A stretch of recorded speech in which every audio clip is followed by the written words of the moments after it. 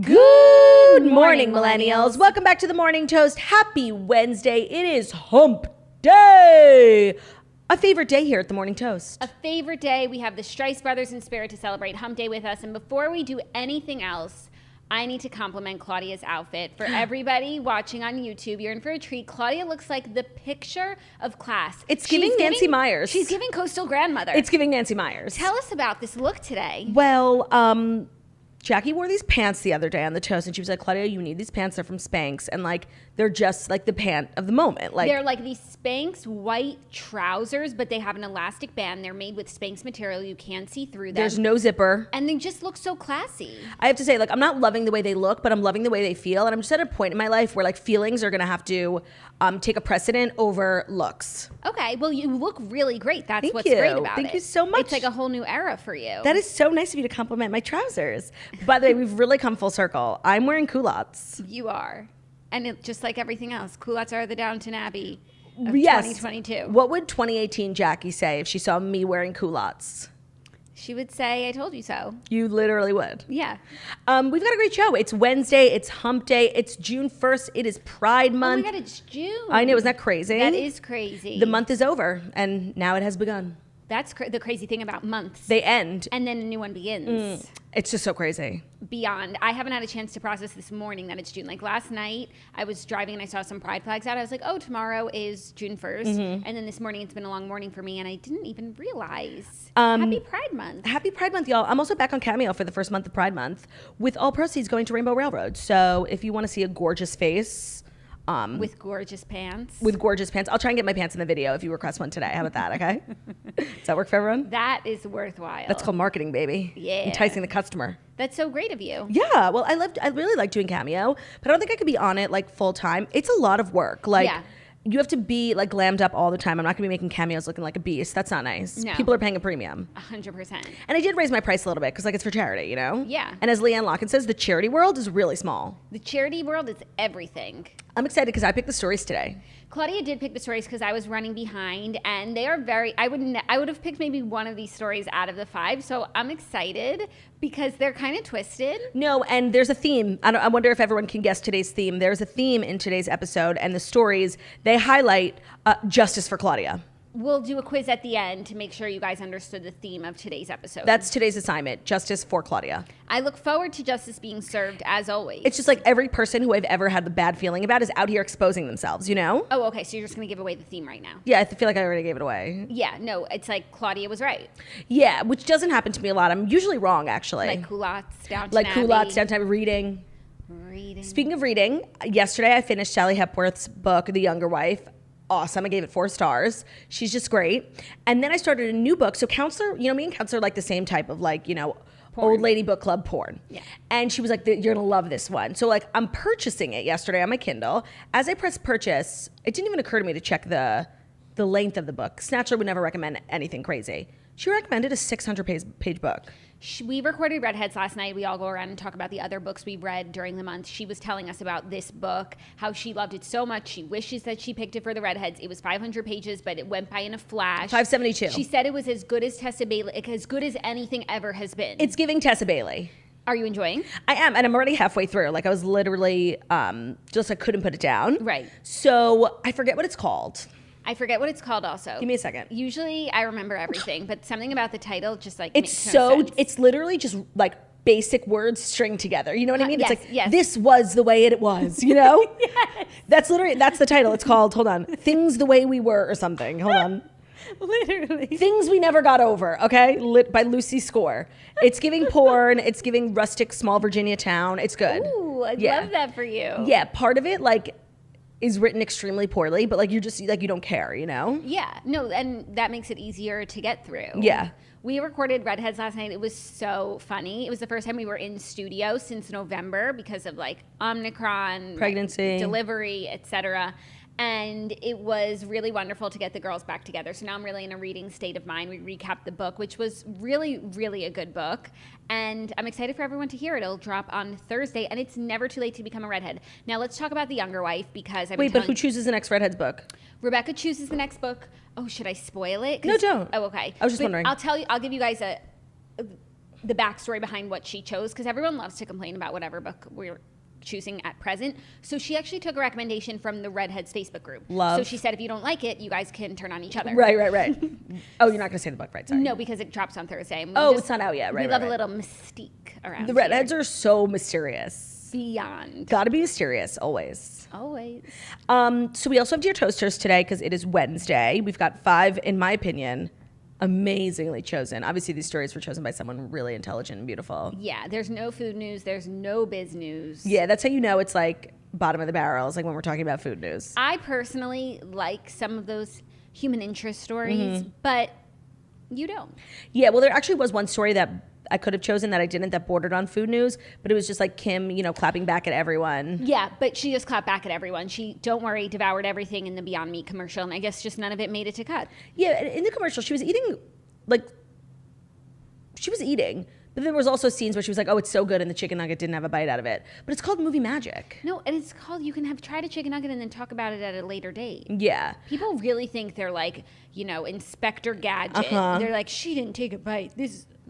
Yeah, the internet has empowered a lot of amateur investigators, and sometimes it's fun and sometimes it's not. No, sometimes it's just so stupid. Sometimes it's so fun, and it's like, oh my God, when they realized that Kim photoshopped True into a photo where Stormy was there, like, that was crazy. And then she admitted it recently. That was really crazy. Agreed. The bite in the chicken nugget, no. Not that deep. But when TikTok figured out 818 tequila, like before it came out, do you remember that? Like, that was a fun journey to follow. Yeah. I enjoyed that. So there's the good and the bad. The good and the bad, but that's the internet, man. And that's life, man. This is episode 2 of us going viral. Right. How are you feeling? I'm feeling great. Like, my TikTok is blowing up. I've gotten like 5,000 followers in the last couple days, which is so happy for you. For a thirst monster like me, like, incredibly exciting. And let me ask you something. Like, is it making you happy? Is it fulfilling you? That's a good question. No, actually. Do you think if it was like 1 million followers, yes, you'd be fulfilled? Like, really? 5,000? That's it? We had over 1 million followers, over 1 million views. We're at 1.3 million views. 5,000 of you thought it was funny enough to like it and follow me. How many likes does it have? Like 200,000. So, like, of those 200,000, only 5,000 decided to follow me. It's disgusting. Whoa. It's disgusting. Okay, how many followers would it take for you to feel fulfilled? I have 150,000. That's like micro influencer. And I've been a macro influencer for like 8 years now. So I will feel You're good. not used to the micro life. No, and I don't like it at all. Like, it's not fun. So I'll feel good when I get to 500,000. Okay. If I get to 500,000. That's pretty like low for you. I thought you were going to say 1 million. My bar is incredibly low. Yeah, and it's just, it used to be like you expected 3 million on TikTok. No, but yeah, because at first it was like, once I go viral, then the followers will come. Build it and they will come. And I've built it and no one's coming. No, they don't like what you're selling. I'm sorry. No, but I know. I think they will like these clips. I think you're on a really good path. Me too. You just have to be consistent. It's like anything else. Yeah. And they have to like what they see in their For You page and then go to your page and there's more of that thing that they liked. Yeah, I guess I've just like, You're always doing one-offs. So it's just because they like this one thing from you. There's nothing else like that on your page. I guess I'm just used to like, I really haven't had to hustle for like likes in a really long time. You know what I mean? Yeah. I know this sounds like the dumbest conversation, but like, I reached a point in my social career like a couple of years ago where like, things just got engagement and you didn't have to try so hard. And so I guess in a good way, I'm being challenged creatively. Yeah. Because I don't think I've been creatively challenged on Instagram in quite a while. Yeah, and I think it's okay if like you're not getting that many likes as long as you don't put too much stock into it. Yeah, no, I mean I don't know for sure. Like I'm not upset at all. I'm not saying you. I'm saying like one in general. No, I know what you mean. Like, is it keeping me up at night? Yes. No, it's not. It's not. I'm not tired at all. Yeah. No, you sleep great. She goes to bed at 10 p.m. I'm not good at a lot of things in this world, but something I am good at is getting like a full 9 hours of sleep. 12. Yeah. Sometimes. Yeah. It depends. Some weeks I'm like, let's be crazy and stay up till 11. But most of the time, like when it's 9 o'clock, like the lights go out and I'm in bed by 10. I mean, I'm sleeping by 10. So lovely. Yeah, it's the child-free life. So I know it's not going to last forever, so I'm enjoying it while I can. Yeah, that's all you need to do. Yeah. Okay. Well, should we get into the amazing stories handpicked by a beautiful, stunning, and smart queen? We shall. Okay, great. Without further ado, here are the fast 5 stories that you need to know before you wake up and take a bite out of your morning toast. And today's episode is brought to you by... Brut-de-douche? Yes! Oh my gosh. Let them know about Brush, and then I have another fun fact about Brush. Brush is an electric toothbrush that will change the way you think about brushing your teeth. With powerful sonic technology and ultra gentle bristles, the brush, excuse me, redefines what it means to have super clean teeth. It's like that feeling when you just leave the dentist, a fresh, whole, clean mouth, but you get it every single day. So when you buy the Brush kit, it includes the electric toothbrush, 3 brush heads, a magnetic charging station, and a sleek travel case. They use industry-leading sonic technology to produce 42,000 brushes per minute, which is 300 brush strokes per minute. Their battery life lasts forever, lasts like 30 days, so you can charge it, but like if you're traveling, you don't really need to bring your charger unless you're traveling for over a month. So it's perfect for traveling and keeping your countertop charger cord free. It's slim and sleek, makes it easy to throw it in your purse or your bag on the daily, and they release sickening new colors all the time. I just got a new one. It's like a magenta. Gorgeous. And I was still using like my stunning millennial pink one, so I decided to be incredibly generous and give the magenta one to Ben. Because I had been gatekeeping Bruce, I'm not going to lie, and he's obsessed. Of course he is. It's so beautiful. I love magenta for him. I'm sure they look so great side by side. They do. Like, you know, a little color contrasting. Color Also, blocking. for any breastfeeding mamas out there, it's really a great toothbrush to use on a clogged duct. That's not in the copy, but that's just a tip of the day. What do you mean? Like, because you need a vibrating Surface? device to massage out the clog. Oh. And I use my Brut-de-douche. Oh, that's funny. Get 20% off when you pick your Bruce toothbrush kit and the plan when you go to bruce.com/toast. That's 20% off when you go to bruce.com/toast, and Bruce is spelled BRUUSH.com/toast. Brut-de-douche, Brut-de-douche. Douche. I would love for them to make a commercial for television, like with Bruno, and he's just like running around saying "Brut-de-douche." And what about Theo? And Theo's directing. He's behind the camera kind of guy. You know, he has the vision. So true. Bruno's just a pretty face. So true. Okay, first story for Claudia. Matthew Morrison has been fired from So You Think You Can Dance for flirty messages that made a contestant uncomfortable. New details are emerging about Matthew Morrison's sudden departure from his judging gig on So You Think You Can Dance. A source close to the Fox reality show tells People that Morrison was fired from the series, quote, after he had an inappropriate relationship with a female contestant. Quote, they didn't have sex, but he reached out to her through flirty direct messages on social media. She felt uncomfortable with his line of comments and went to producers, who then got Fox involved. He was fired after they did their own investigation. The source adds that Morrison and the unidentified female contestant never met up offset. It was just messages that crossed the line. Okay, so a few days ago, they announced that he was leaving for like breaking protocol, and nobody knew what that meant. Like, it's a COVID protocol. A lot of people were like, he's so creepy, like, he probably was being inappropriate, and now we have like full confirmation that that's what it is. And obviously, I just feel justified in like hating Matthew Morrison since the day I met him. And you know what? Like, even though like this never should have happened, I feel like things like this, like back in the day, like would get swept under the rug. So like, good on Fox for like actually doing something about it. You know? Yeah, totally. Like protecting the contestants. Yeah, and like stopping it in its tracks. Right. And not letting the fact that he's like a celebrity. Right. Or the fact that like they never met up, like the fact that it's just messages. Right. This girl didn't have to, you know, endure anything else. Right. And they took action. Yeah. So I'm glad about that. Matthew Morrison is so inappropriate, especially, I mean, it's inappropriate anytime you want to send unsolicited flirty messages. But the dynamic on a competition show like that, like the power that the judges have and the contestants, like it's already such a power imbalance on every level. And so to abuse your power in that way is gross. Twisted. No, he's so gross. And like, I feel like, you know, the internet has like decided to hate Matthew Morrison, like starting like a year ago, but never for anything like actually concrete, just like weird things he does, like videos he posts. With the kids. Singing with the kids, like characters he's played, but he's never actually like done anything like that warrants like the hatred, but now he has, and I feel justified. That's really funny. Yeah, so it's a good day for us Matthew Morrison haters. Yes, you are justified. And you know what? So what the show is So You Think You Can Dance, right? Yeah. Well, they keep saying SYTCD as say yes to the dress. We all know, like, So You Think. Every time I've been seeing these stories. Yeah, no, it's literally Say Yes to the Dress. I've been seeing people posting about this and like using that acronym. I'm like, Matthew Morrison was on Say Yes to the Dress. It's beyond confusing.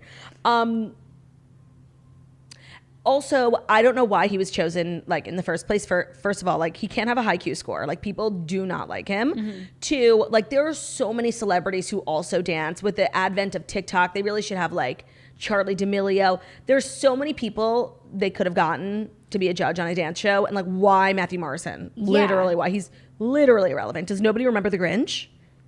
I mean, what of body course. did Matthew Morrison bury like with some executive that he keeps getting jobs? Ask NT. Ask James Corden. Ask NT. Yeah, there's something like, why would he still be working? He really hasn't been relevant in years. No, but like he really should be, because he's someone who's a good person to plug in. Like he can do it all. He can sing, he can dance, Right. he can act. But like he hasn't had a relevant job in years. And then he had The Grinch, which was a colossal failure, like made people despise him. So like, why would anyone cast him in anything? I don't know. I mean, I would just do Annie Live every year instead of The Grinch. Yeah, but like I could think of 1,000 people who would be great for like a dance competition TV show judge. Well, the new judges this season, they swapped out Nigel Lithgow and Mary Murphy with Jojo Siwa and Stephen Twitch Boss. Oh, Twitch from Ellen. See, that's a good one. He's huge on TikTok. Jojo's great. And I guess they wanted someone like traditional, not digital, because Jojo and Twitch are both really digital, but like Jenna Dewan. Literally anyone. She's been rather quiet. Yeah, but she was involved in, there's a lot of new dancing shows. I think she was on a competitor. So World of Dance. Yeah. The one with J-Lo. The Masked Dancer. Right. Oof. Flop. Low point. Flop central. I don't even know if it's premiered yet. Really? I don't know. We just talked about the fact that it was going to be. I mean, the fact that The Masked Singer became such a phenomenon. Like I remember when I first saw a commercial for it and I was first introduced to the concept of the show, I'm like, wow, Hollywood has really lost its mind. Like this is and people are obsessed with the show. It has like a cult following. And I see clips all the time of like big reveals, you know, Candy Burris, I think, won.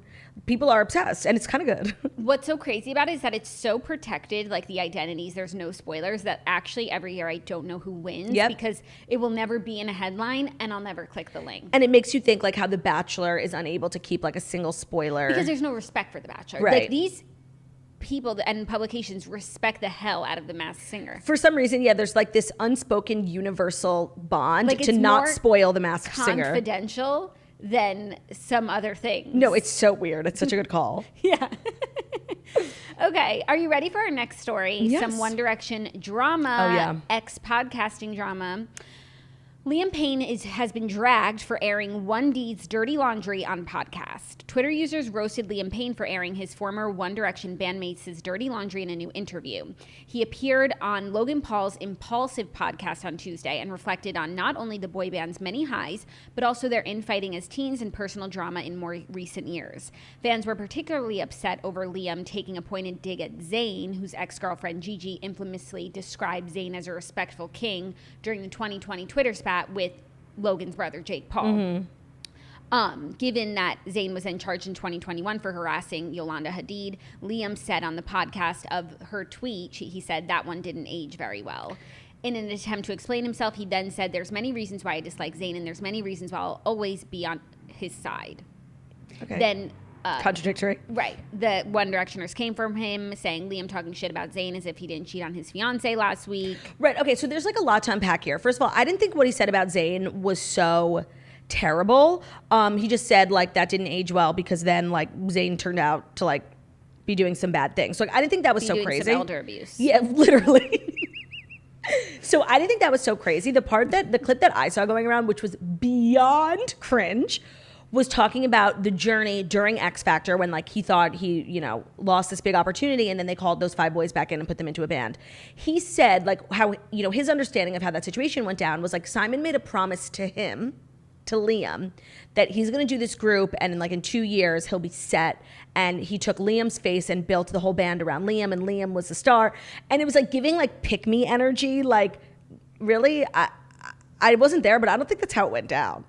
I don't think that's how it went down, but why would anyone lie about that? Especially when, like, I think he can look in the mirror and say, like, Harry is the bigger star. Right. You know? And then he was going on about all their, you know, solo careers, saying his song was the first to hit 1 billion streams. Like, even if that's technically true, like, come on, like, no. For real? He just must have, like, people around him who are like, Liam's the greatest. They, like, shut out the rest of the world. Yeah. He probably doesn't know, like, actually the board. I would say level of, like, solo career fame of One Direction. It's definitely Harry and then Niall. And then I would say the rest of the three are, you know what? Zayn is, like, known. Because who's the fifth? Louis. Yeah, But see, okay, I want to offer a rebuttal.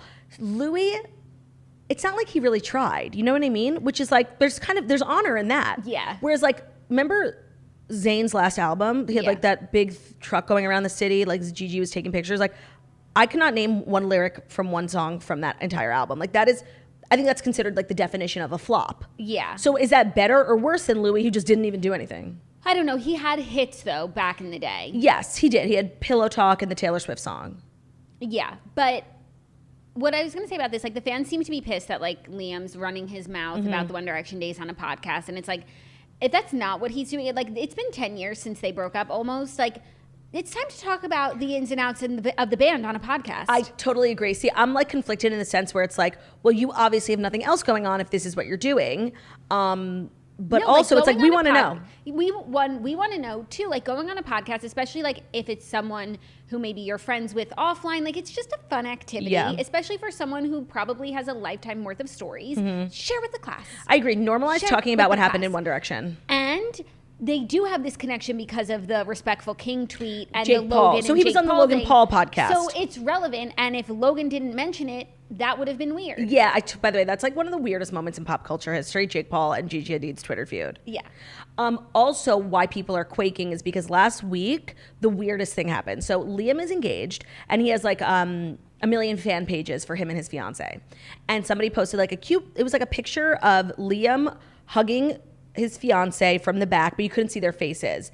And the caption on the fan account was like, oh my God, so cute, Maya and Liam, blah, blah. And Maya commented and was like, it's really difficult to see photos of your man like with someone else. This is not me. Please stop tagging me. And I guess now him and his fiance are broken up. So it's like when you're going through your own, scandal, it's not a good look to go on the podcast and like talk about other people's scandals. Do you think this was recorded before that? For sure. So. But like people don't care. Like they see it now. Right.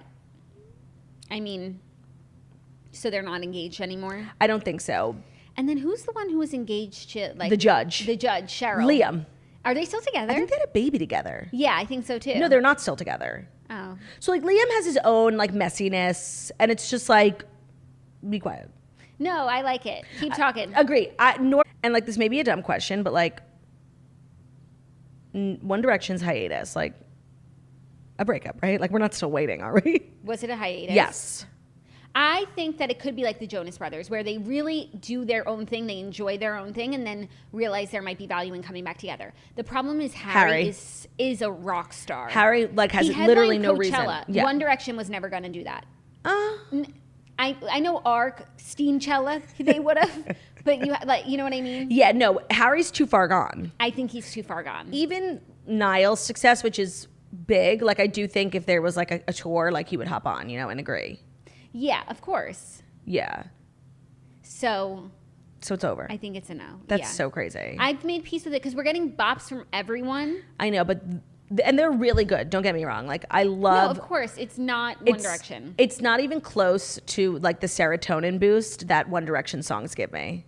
I personally, I can't, wait for Rain in This Drought for 'cause, everyone, and I'm waiting just for Little Mix. Yeah, I know. That's the eggs I put in my basket. That's the other question, because they're also like a British band from X Factor doing a quote unquote hiatus. And someone left, and then it became a hiatus. Right. It's giving One Direction. It is, but I have faith in my girls. So do I, unless one of their solo careers becomes huge. No one's done a solo career. But I follow like all these Twitter accounts. Like they're all signed with different management companies and record labels, like for solo endeavors. That's not going to work for me. Yeah, no, I think they all plan on doing their own thing. That's not going to work for me. So rethink it. Yeah. Everyone. I don't think that's what the fans want. No, it's definitely not. And like I was on Little Mix Talk, and so many clips from their farewell tour were going around, and like in the final show they were hysterically crying. It's like, well, don't cry, just get back together. Just do another show. No, it's literally in your control. 100%. You don't have to be doing this like at all. It's literally your choice. Are you ready for our next story? Some more justifications for Claudia's hatred. I am. And this time, she's turned me as well. Thank you. Charlie Puth shares Adam Levine's reaction to him masturbating to Maroon 5. I just like these headlines. The whole thing, it's crazy. And I just think it's like a general thing in Hollywood. Like, you don't have to tell us everything, Yeah. Some things like can be kept to yourself. So here are the details that you're all dying to know. Charlie Puth revealed in an NSFW New interview that he once masturbated to a Maroon 5 song, much to frontman Adam Levine's displeasure. The first song I ever jerked off to was fucking This Love by Maroon 5, he told Bustle on Tuesday. Years later, Charlie told Adam Levine about the experience, though the former voice coach didn't react with much enthusiasm. Charlie said, now I'm good friends with Adam Levine. I told him and he was like, that's really weird. He also shared that he didn't lose his virginity until he was 21 years old when he played a small town in Boston. He also spoke openly about the value of sex and how it intertwines with his music career. He said, this is a really weird sentence, but if you took the instrumental only of my music, I want people to almost get turned on by the frequency. Okay. Shall I keep going? Okay. Oh, there's more. Sure. If you must. However, he noted that he can't listen to music while getting it on because he will just start focusing on the notes. He said, I will analyze the music playing in the background and I'll start to see the music notes in my head and I will not be able to get hard. Well, that's kind of contradictory because it's like, but you jerked off to music, so doesn't music get you off? Loophole. The thing is, like, I'm feeling shame. I'm feeling embarrassado. I'm feeling humiliation, mortification on behalf of Charlie Puth. Like, first of all, we don't care, like, at all. Like, not in the slightest what you do in the bedroom. Like, we literally could not care less.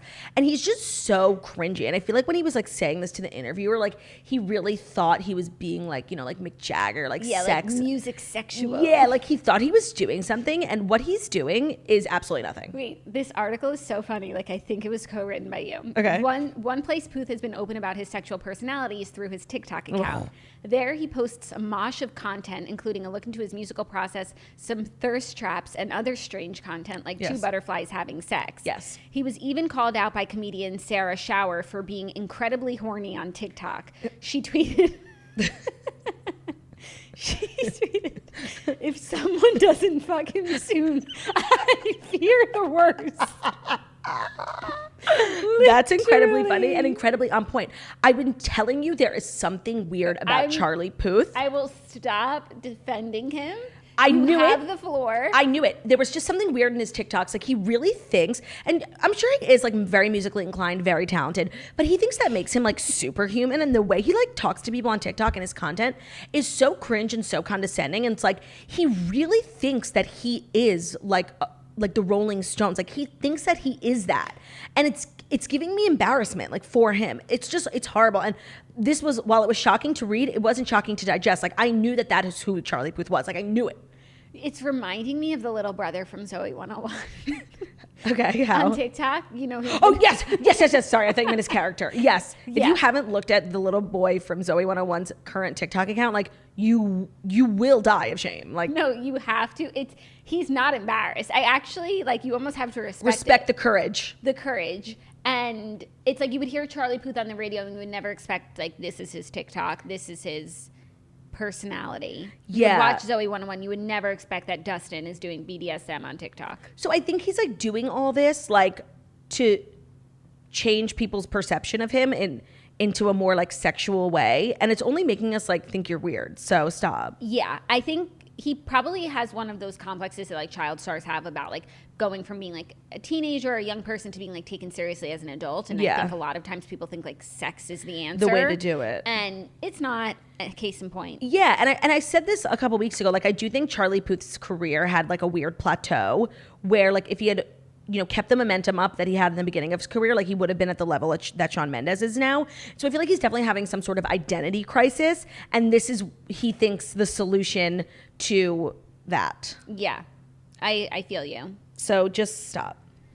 Agreed. Are you ready for our next story? Yeah.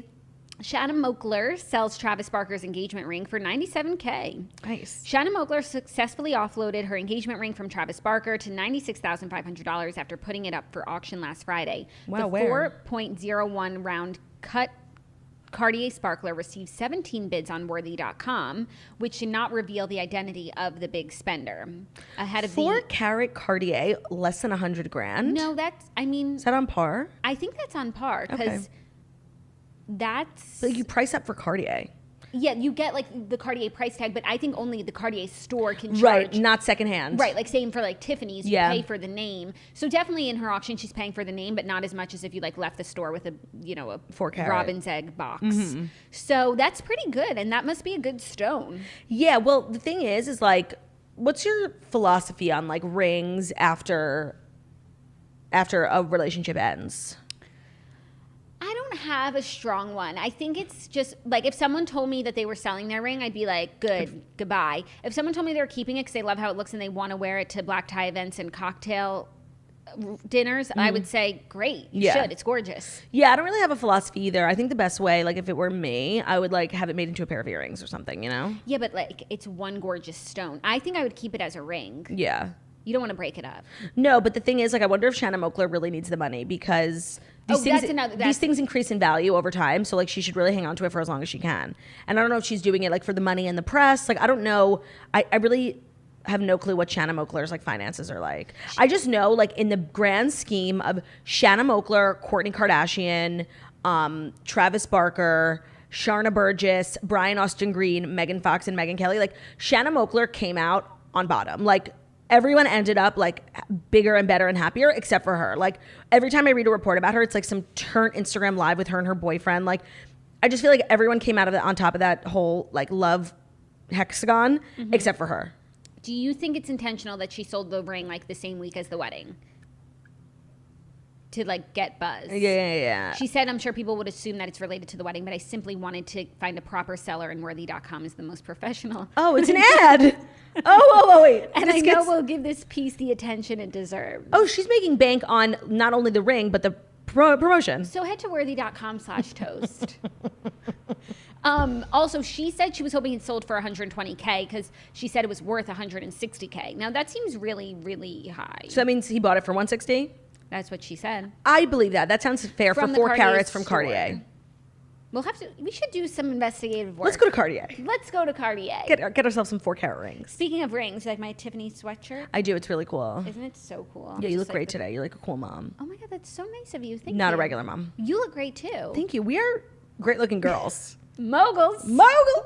By the way, yesterday when you were saying you're giving the assistant energy, I thought you meant Ava. No. Because she's like the assistant. Kayla. Yes. Now you see the energy I was channeling? And I'm here for it. 100%. Are you ready for our fifth and final story? Some news that I found to be quite upsetting. Yeah. Queen Elizabeth's flight has been forced to abort landing due to lightning storm. It's unacceptable. Seriously, read She's the a weather queen. report. She's a fucking queen and she's 96. My God, people are just like playing with her life like it's Jell-O. The Queen's plane was forced to abort landing in London on Tuesday, according to reports. Her Majesty was traveling from Balmoral in Scotland to Windsor Castle ahead of the long-awaited Platinum Jubilee celebrations. According to The Sun, the Royals' 13-seat plane landing at RAF Northolt Air Force Base was caught up in Tuesday's heavy storm, forcing the pilot to abort the landing. Buckingham Palace confirmed to the outlet the flight's delay. Quote, the Queen's flight was delayed to a lightning storm. All the correct procedures were followed, and there were no safety concerns. Oh, please. The Queen should never have been in the plane when the weather, like literally the technology we have access to, the radars, the technology we have access to, the technology that they have access to, you know, they have better shit than us. Like, figure it out. Stop putting the Queen in harm's way. It's like they don't even care. Right, in anticipation of her big Jubilee. It's disgusting. But wait, when is the Jubilee and where's she going? She was going back to Windsor to get ready for the Jubilee. You know, get her nails done. Right. Nails done. Hair did. Get your nails done. Oh, that's funny. And it's any day now. What do you think Queenie does to get ready for the Platinum Jubilee? Ooh, I feel like these days she's really low maintenance. Maybe back in the day she had a scrub. Manicure, pedicure for sure. Yeah. A coif, a blowout, you know? Yeah, but I feel like she just probably sits in front of the TV. Do you think she gets a facial? No, I don't. You think she really just like... I think she's the type, especially because she's like from a different era where it's like, that's... You embrace aging. No, and it's like, what is this? You put it on, you take it off, hogwash. Right. She's into the real deal. She probably uses Pond's cold cream. Oh, totally. Lathers it on. Like rollers. Yeah. That's so true. I love her. Wait, I have so many questions. Do you think the Queen bathes or showers? Bathes. Me too. Think she has someone in there with her? Perhaps. Probably, right? Yeah. It's getting out of a bath, even as like a somewhat able-bodied 27-year-old. Like, I have almost snapped my neck like pretty much every time I get out of a tub. Yeah, not only like is she a woman of a certain age, but she's also the queen. Like if she's not getting bathed, who is? Right. That's so interesting. What do you think she like wears to sleep? A nightie. Like a muumuu? A dress to the floor. Right? Yeah. That sounds so uncomfortable. No, it sounds kind of nice. I like having a piece of fabric between my thighs, like I feel that. Like to keep, you know, the skin separated. Yeah, separation. Know? What do you think the queen, what kind of bra do you think she wears? She definitely goes to Orchard Street. Yeah, like old granny bras that we wear. Yes. What kind of deodorant do you think she uses? Dove. She's classic. But is that like big in Britain? Oh, the British Dove. The British equivalent of Dove, Yeah. Love that for her. Does she wear makeup? Yeah, she wears a nice red lip. She's a makeup artist, you think, or she does it herself? Oh, you know, or like what? her lady in waiting does it. I think she has both, but the royals do like to do their own makeup. You know, like Kate did her own for her wedding day. Yeah, but Kate definitely doesn't do her own hair. No, but she also has great hair. Yeah. I think Meghan did her own makeup for her wedding day too, because it's like a sense of normalcy. Okay. They don't want to be in glam all day. Could never be me. They don't want to be in glam all day like the Kardashians. They don't know what they're missing out on. No, they really don't. Nothing makes you feel better than like hair and makeup. This is a beat face. Oh, she does wear a lot of makeup, yeah. Yeah. Gorgeous. Gorgeous girl. We have to have Makeup by Mario do her makeup. I would love to see that. That's like one of those Facebook videos that yes. like goes viral where they take doing my great grandmother's makeup like Kim Kardashian. Yeah. She really looks like her. So funny. Okay, well, those are the Fast Five, and I enjoyed them. I enjoyed them as well. We should switch it up some more. We've also got Dear Toasters, which is our weekly advice segment for all the new TikTokers here. Every Wednesday, you can write into deartoasters@gmail.com, and we will try and give you our best possible advice, and we'll keep all your shit anonymous. So Dear Toasters is brought to you by Pair Eyewear. You are a unique mashup of all your favorite things, and there's a multitude of ways to express yourself. So celebrate all of that and who you are and who you can be with customizable prescription glasses from Pair Eyewear. So you can change your look up in a snap. Pair Eyewear's base frame and the magnetic top frame combination makes it easy to switch up your styles. Base frames start at just $60, including the prescription lenses, and there are hundreds of top frame designs to match whichever base frame you choose.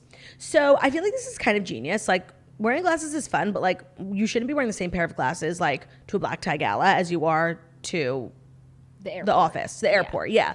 So Pair Eyewear is really smart. You can just like change the top or like a gorgeous floral, a pattern, a solid. Love that. It's really smart. And they have a pair for a pair. So every pair purchased, Pair will provide glasses and vision care for children around the world. So get glasses as unique as you are, one pair, infinite style, starting at just $60. Go to paireyewear.com/toast for 15% off your first purchase. That's 15% off at paireyewear.com/toast. All right, ready? Ready. Dear Claudia and Jackie, so happy to have you back from maternity leave. I hope Harry is happy and healthy and ready to share his mama with us. That is so nice. So sweet. Thank you. So here's my situation. My boyfriend's best friend, John, was engaged to this girl none of our friend group liked. They had a tumultuous relationship and often broke up and got back together. Last summer, she moved states away and then dumped him, and this has been their longest time apart while she is building a new life in California. My boyfriend and I don't live in John City anymore, but we visit about twice a year. When we visit, John hosts all of our friends for game nights. My boyfriend and I always go early to clean up because I believe it is the only time John's apartment ever gets cleaned. Even when John's ex lived there, it was dirty, but the last few times it was truly a pigsty. When we visited last month, I noticed that his ex's stuff was still all over the place. Let me remind you, they broke up last summer. Her used makeup bottles are still on the bathroom counter. Her dirty shoes are by the door. Trash from her hair dye is laying out. She sounds disgusting. We actually found out that John sleeps on the couch because their bedroom is even more full of her junk. I fear that he is just pining for her to come back. So I'm going back to visit later this summer, and I'm wondering if I should do something about this. We want to gather our friends there, but it's honestly awkward. I want to just take a trash bag and throw out her stuff, or even pack it up and take it to her parents who live nearby. Let me remind you, we all hated this girl. She was not fun at our parties, and he knows that. I feel bad for him, but he's clearly living a sad life, and I feel like he just needs to push to wake up and move on. What do you suggest? Okay, a few things. One, just make sure that they're not like still seeing each other. That's what I was going to say. And that's why he has all her stuff around. But assuming that they're not, I think sometimes like one of the nicest things that you can do for someone is refresh their space. And it's something that like they can't probably see to do themselves, or like, you know, it's really hard to like go through everything, clean everything out. It's also emotional. You also don't realize like how bad it gets when you just like let shit pile up. Right. So assuming they're not back together, like I would say to him, John, like I want to just refresh your space for you. You don't have to do anything other than like give me your permission, and you go out with my boyfriend for the day, and I'll handle it for you. Yes, but I do want to say, like, just by reading this, and again, I don't know the situation, it sounds like there's like a really high chance the girlfriend's still around. Yeah, like a high probability that they're maybe not back together, but definitely still like hanging out. Yeah, like so hair dye. Before you do that, I would just like triple check. Right, that's what I said. Triple check that, you know, she's not popping in and using these things. But even if she is, like, put your shit away, girl. Because it sounds like you might have misread the situation.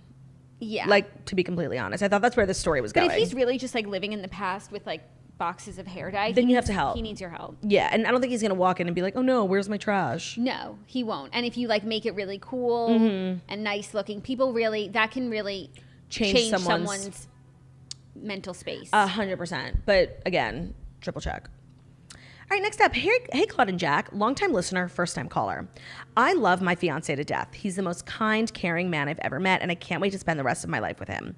But he has some bad habits that I've been having trouble accepting. He has a good job, but sometimes he'll sleep till 10 a.m. on a weekday. He doesn't care about how he dresses, and he gets annoyed when I try to help him buy nice clothes, and he drinks a little too much beer. Do I just have to accept these things, or is there a chance for change? Am I making a big deal out of nothing, or is this just classic guy stuff? Can you repeat the do? annoying behaviors? Sorry. On weekdays, he has a good job, but on weekdays, he'll sleep till 10 a.m. He doesn't care about how he dresses, and he gets annoyed when she tries to help him buy nice clothes, and he drinks a little too much. Okay. And this is her fiance? He has a job, but he sleeps till 10. 10 on weekdays. Maybe he works from home in the day. The work day starts at 10, so he's just like from bed to computer. I do think sometimes like these things work themselves out with age and just like a new stage in your life, and say eventually he goes back to the office or you guys have kids, like he will have to drink less. And unless you think like it's actually a problem, some of the things about the clothes doesn't really bother me. Me neither. Like, and that I think you can chalk up to guy stuff. 10 a.m. isn't that late. Yeah, I know. I'm like, I don't know, 10. He gets up at 10 disgusting. Every day. Like that's pretty. If you said noon, if you said 2, yeah. No, even if you said like 12, but like 10 is. I said noon. 10. Oh, I thought you said 2. I said noon or 2. Oh, sorry. 10 is like, still very much the morning. Yeah, that's okay. It's a little late. He's not up and at him. Right. But it's not that bad. That I think you're being like a little harsh. The beer is definitely like just something you should watch. Yeah. Why don't you guys do one of those like 30-day cleanses together? Well, it sounds like if he won't even let her buy nice clothes, like he's definitely not going to do a cleanse with her. They're very different things. Try it. Yeah. I wouldn't worry about the clothes. The clothes don't bother me, and I don't think that's an important thing. But it's always good to do a cleanse. 30 days no drinking, see how you guys feel. People love it. I did sober January once, and look at me now. Sober. Look at me now. Sober 2022. Sober 2022. Sober yearly, except for spritz. So yeah, I feel like you're probably fine. Yeah, don't worry. And don't be so harsh. Like 10 a.m. is still early for some of us. All right, third and final one. Hey, Claudia and Jackie. You guys are my favorite part of the day. I'm an OG toaster, and I just know you are the ones to go to about advice on this issue. I am due with my third baby in November. It's a girl, and I have a few names picked out that I like, but there's one name that I like more than the others. That name is Fiona. Before we found out my second was a boy, I tossed this name around, and my husband ended up falling in love with it. I had mentioned it to family and friends who have asked, rookie mistake, and now I am having a girl, I'm bringing it back up. The problem is, I think everyone hates it. Whenever I say the name, their face changes a little, or they actually say they don't like it. They also almost always mention Shrek. So now, whenever Fiona's a literal queen. What's the problem? Body positive queen. So now, whenever my husband mentions it, I pretend I'm unsure about it because everyone has made me so insecure. I need opinions and validation from girls with taste. Princess Fiona is a cultural icon, and the name is is the name actually pretty, or should we go with something more common? For reference, my other kids' names are Charlotte and Benjamin. We call him Benny. Love you, please help. So I want to say that I have no problem with the name Fiona, but it doesn't match Charlotte and Benjamin. Okay, I like the name Fiona. I never would have thought of it, but I like it a lot. So I think you should feel good about that. I'm sorry. No, I feel like I need to be honest. I really don't like the name. You don't? No. Because of Shrek? No. Just you don't like the...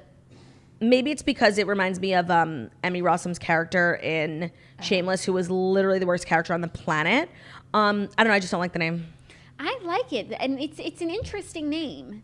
So I understand why it's, a little polarizing. But what I'll say is that if you love it, it literally doesn't matter if other people like it or not, because like and I know this is like sounds cliche, but like you're the one who has to live with it. And if it like brings you joy and like your baby just feels like a Fiona, and like it literally only matters what you think. It does not matter what anyone else thinks. Your opinion is superior and it's the only one that matters, but because they're not with you every single day, and eventually if the baby's Fiona, like they'll come around to it, so don't worry about them. Yeah, it's completely up to you. And if you're asking me, I like the name. I would not have... Do you think it matches Charlotte and Benjamin? No, because those are extremely traditional, and Fiona's a little bit off the beaten path, but Charlotte, Charlotte, Benny, and Fiona. It's cute. No, it's not working for me. Okay, why don't you offer some suggestions? Okay, Claudia. Charlotte, Benjamin, and Claudia. Charlotte, Benjamin, and Theodora. Charlotte, Benjamin, and Strice. That's beautiful. No, let me see. Like Claudia. I'm sorry, not Claudia. No. Charlotte. Like the way they're just both written out, they're like long, you know what? stately names. I have the right name for you. It matches Madeline. Sophia. Because it's like Fiona. She likes that F. Oh. And it matches with Charlotte. It's like a royal name. I like Madeline. Could be Sophia with an F. I like Madeline. I like Madeline Just too. seeing them written out, like they're long, stately names. Yeah. Charlotte, Benjamin, and Madeline. Think about it. Take a second. I like those names, but I also like Fiona, and it only matters what you like. Yeah, you know what? This is like one of those moments in your life where like it's nice to get other people's opinions, but yours is the one that matters. By the way, you liked it for your last kid, and you still like it now. Holds up. That's true. Stands the test of time. It ages well. Mm-hmm. That's true. Best of luck to you. Seriously. It's the hardest thing in the world. They don't tell you. Yeah. It is the hardest thing in the world to name a human being. Can we talk about how we still don't know Kylie's baby's name? I have to tell you, I like love this so much from her that she's taking her time with it. I believe she does have a name. Yeah. And I love that she's not telling us and normalize having a hard time naming a human being. And normalize changing your mind. Yes. Like literally, it's such a big decision. The fact that you have to sign that birth certificate and then bounce and like live with that decision for the rest of your life. Like normalize changing your mind about things. Totally. So that is some special guests. That is our show. That was Dear Toasters. If you ever want to write in, it's deartoasters@gmail.com. Hope you guys enjoyed today's episode. We're back tomorrow and Friday with 2 more fabulous episodes because that's what we do. That is what we do. Thank you so much for listening to the Morning Toast, the Millennial Morning Show, where we deliver the fast 5 stories that you need to know every Monday through Friday on YouTube. So if you're watching this on YouTube, motherfucking subscribe before I wring your fucking neck out. No, don't forget to subscribe and give this video a thumbs up. We're also available as a podcast anywhere podcasts can be found. So at Spotify, iTunes, Stitcher, Public Radio, iHeartRadio, CastBox, all the places. So wherever you listen to podcasts, find us, Morning Toast, and leave a 5-star review about how beautiful, stunning, and mogul-like energy we are. Hope you guys have an amazing hump day. Don't forget to hump someone you love, and we'll see you tomorrow. Goodbye. Goodbye. Bye.